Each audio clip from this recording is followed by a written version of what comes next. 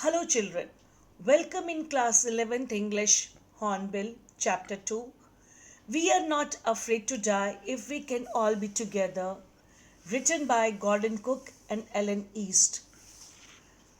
It is a story of rare courage, perseverance, human endurance, and selflessness in the face of adversity. It teaches one must never lose hope and try to find reasons to stay positive in the face of adversity. It throws light on how optimism raises one's spirits and helps one overcome stress and difficulty. In such situations, one must try his or her best to remain calm and composed and understand the power of unity and teamwork. To begin with, the few characters. First of all, the narrator, who is the captain of the ship, his wife, Mary, Jonathan, who is a 6 years old boy, son of the narrator, Suzanne, 7 years old daughter of the narrator, Larry Wiesel, an American crewman who was hired from Cape Town, Herb Sigler, Swiss crewman hired from Cape Town. Here are some nautical terms for you to understand the lesson in a better way. Here is the anatomy of a ship. Let us begin the story. It was July 1976. The narrator, his wife Mary, son Jonathan, and daughter Suzanne set sail from Plymouth, England. They wanted to duplicate the round the world voyage made 200 years earlier by Captain James Cook. For the last 16 years, they had spent all their leisure time in sharpening their seafaring skills.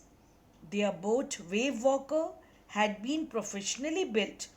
It was tested in the roughest weather for months. The first leg of their planned 3-year, 105,000 kilometers journey passed pleasantly. They sailed down the west coast of Africa to Cape Town. They were heading towards east. They took on two crewmen, American Larry Wiesel and Swiss Herb Sigler. They were to help them tackle one of the roughest seas, the southern Indian Ocean. For the next few weeks, they encountered strong gales. They blew continuously. The size of the waves was alarming.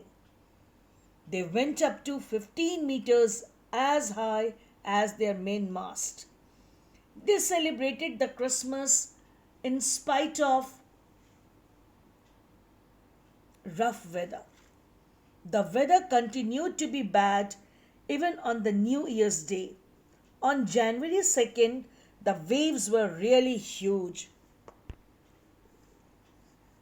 Endless big waves came rolling towards them.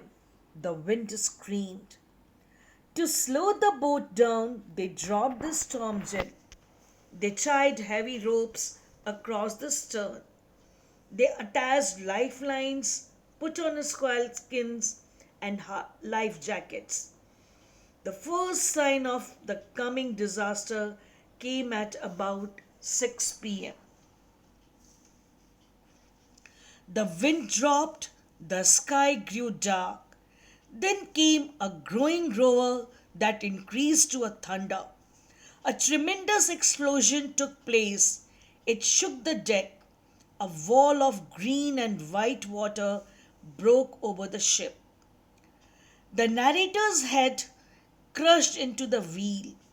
He accepted his approaching death. He was long consciousness. He was losing consciousness but felt quite peaceful. His head popped out of water. A few meters away, Wave Walker was near capsizing. Waves tossed him around the deck like a rag doll. His left ribs cracked. His mouth was filled with blood and broken teeth. Suddenly, the front door was thrown open and his wife Mary appeared. She cried, "We are sinking!"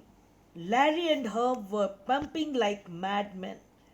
Clothes, crockery, charts, tins, and toys lay scattered in deep water. He crawled into the children's cabin. They were safe. Only Sue had a big bump over her eyes. The narrator had no time for bumped heads. By morning on January 3rd, the pumps kept the water level quite under control. They could take rest for 2 hours in rotation. But there was still a big leak below the water lines. The boat's rib frames were smashed. They had supervised for 15 hours since the waves hit them. But Wave Walker couldn't hold together long enough for them to reach Australia. The narrator checked their charts and calculated that there were two small islands a few hundred kilometers to the east. One of them, Al Amsterdam, was a French scientific base. Their only aim was to reach there. The narrator went in to comfort the children. John asked, "Daddy, are we going to die?" His father tried to assure him that they would make it. John went on, "We aren't afraid of dying if we can all be together." The narrator was speechless. That evening, Mary and he sat together holding hands. They both felt that their end was very near.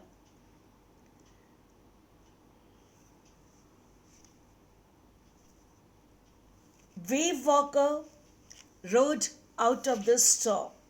The wind had eased by the morning of January 6th. The narrator rechecked his own calculations. If they were lucky, they could expect to see the island at about 5 p.m. When he woke up, it was 6 p.m. and growing dark. He knew they must have missed the island, but his son Jonathan seemed quite excited and happy. He wanted to hug his father. He was the best daddy in the whole world and the best captain. He cried that they had found the island. The narrator rushed to the deck and saw Al Amsterdam before his own eyes. They anchored offshore for the night. The next morning, all 28 inhabitants of the island came to cheer them.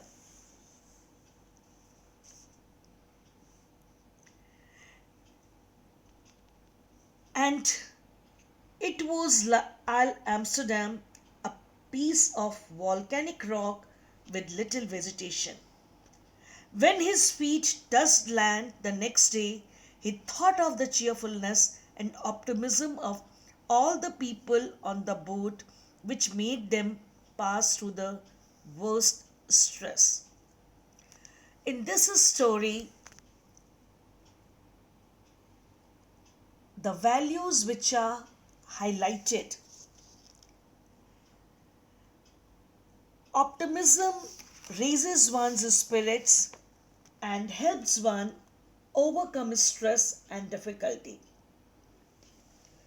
It is a story of rare courage, perseverance, human endurance, and selflessness in the face of adversity. It teaches that one must never lose hope and try to find reasons to stay positive in the face of adversity. In such situations, one must try his best to remain calm and composed and understand the power of unity and teamwork. Here are the glimpse of the events. It will help you to just summarize the lesson.